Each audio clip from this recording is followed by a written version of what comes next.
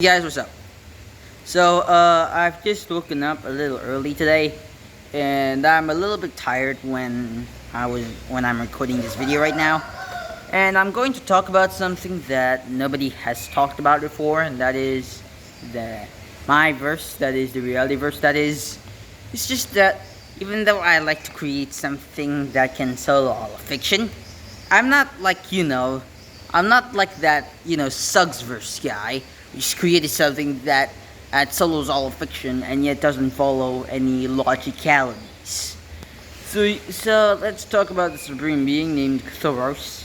Basically, Cthoros is basically an eldritch horror god, which is the supreme ruler of the realityverse, which stands infinitely above the ancient gods, who transcends the aspect of the eternal creation, which contains the boundless realm, and the ancient god stands infinitely above the infinite gods, who lives within the boundless realm. The Breaker is one of them, and the Breaker is also one of the highest ranking infinite gods, and the infinite god stands infinitely above the ascension gods, and the infinite gods are basically unbound by the concept of infinite and beyond infinite narratives. And these ascension gods, like and their stronger members, Hyper Infinity, basically, even their strongest members, like Hyper Infinity or Hyper God, is still bound by infinite and beyond infinite narratives. And also, if you guys have ever seen my, my video about SCP-3812 versus Hyper Infinity, video, he actually destroys SCP-3812 by just saying the word perish. Yeah, that's it. So, I don't know where Xeranthemum, the character from Sugsverse, the strongest one, actually ranks amongst the realityverse. Whether he's at the level of the supreme being of Cthoros or above is up for debate, considering that Xeranthemum does not follow of any illogicalities, doesn't follow any logicalities of other fictional universes. And considering that some fictional universes are even banned from some versus debating communities or something like that. And even though I like to create something that is more powerful than all of fiction combined, I'm not like that guy. I'm not like that guy who created Sugsverse, who just created something that just can solo all fiction and doesn't follow any logicalities, and contains a lot of illogicalities and a lot of death of the author, other type of stuff, and a lot of no limits fallacy. Basically, like Xeranthemum just stands infinitely above tier 0. Like, what? So you see, we think that an author level character is omnipotent, but when I put that title, when I researched that title even more, I realized that omnipotent is made by two separate words, omni and potent. And you see, if you have one word, you have one meaning. But if you split those words in reality, there are actually two words with two different individual meanings. That is, you see, omni means all, and potent means powerful. And if you combine them, is omnipotent, and therefore is all powerful. So you see, Cthoros is the true definition of what an omnipotent being is.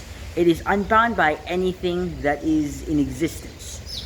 They are unbound by a singular narrative. They are unbound by infinite and beyond infinite narratives. And they are unbound by, being unbound by the concept of infinite and beyond infinite narratives.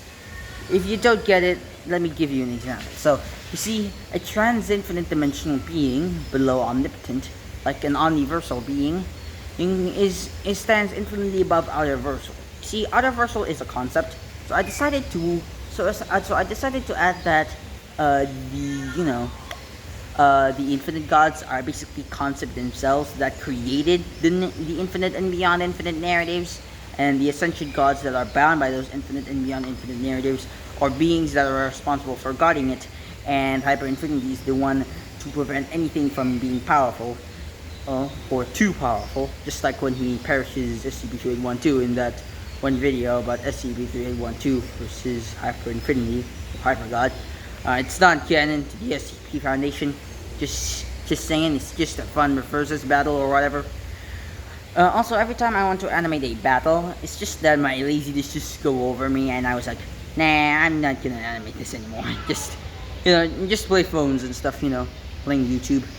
Anyway, moving on to the topic. So you see, the the infinite gods are basically these gods or concepts that created the infinite and beyond infinite narratives, and the ancient gods stands infinitely above them, and the ancient gods transcends, and the weakest of the ancient gods, the Eye Watcher, basically the Eye Watcher is basically this eldritch, another eldritch horror god, and the weakest of the ancient gods, and is basically some sort of, it's basically you see, he's basically a ball if you add a light brown color to it and add a lot of reptilian eyes, and there you go, you have it.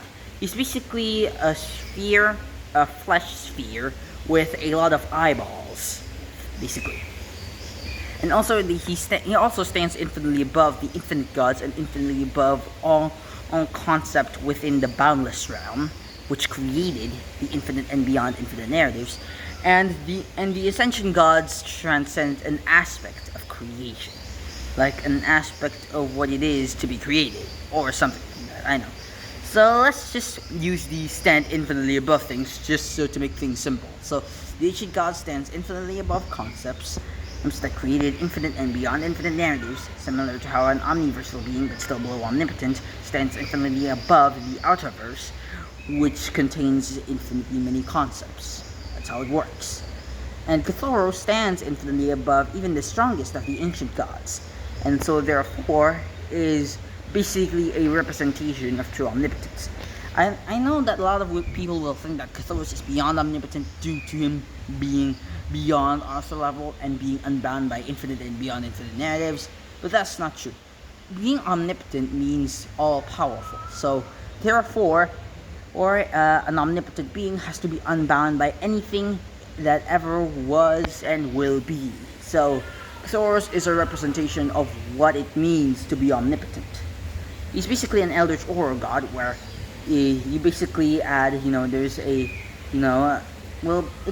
he's basically an eldritch horror god with a lot of tentacles throughout its body and lots of eyes and mouth across its body as well. So yeah, that's his simple representation of what Cthulhu look like.